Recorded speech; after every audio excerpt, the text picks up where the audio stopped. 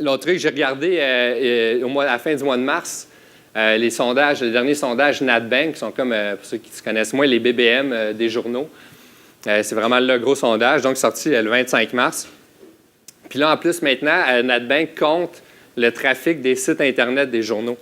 Fait que la presse, les visiteurs de son site, ça représente 41 des lecteurs du journal de papier.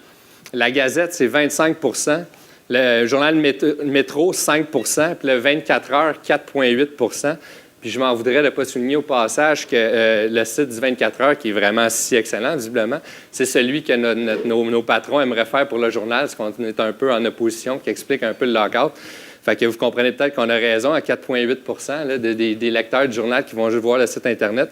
Mais tout ça pour dire que, bon, dans la presse, au mieux des cas, c'est 41 Encore là, est-ce qu'on n'est pas mieux de faire des efforts sur un papier pour l'instant, du moins, en tout cas? Je voulais, bon, il y a une majorité de relationnistes ici, là, dans la salle, là.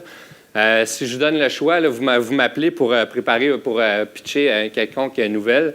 Puis je vous donne le choix que je vais passer ta nouvelle, mais je la passe soit sur mon Twitter, soit sur Facebook, soit sur un blog, soit sur le site Internet du journal, Canoë, genre, ou dans le journal. Je vais vous dire lequel vous voulez présentement. C'est pas assez compliqué. Je pense que vous prendrez le journal avant les 5 autres en même temps. Puis pour le trafic. Puis d'ailleurs, c'est assez clair. Depuis qu'on est en lockout, on a lancé ruefrontenac.com. Donc, quand même, on me dit, là, parce que moi, j'étais en charge du trafic, puis on me dit que c'est les gens qui se connaissent en web, qui sont un peu au courant de nos stats, me disent que c'est fantastique pour un site web. C'est incroyable en 3 mois qu'on en soit rendu là. Mais ça reste encore très, très loin de la fréquentation qu'on avait dans le journal.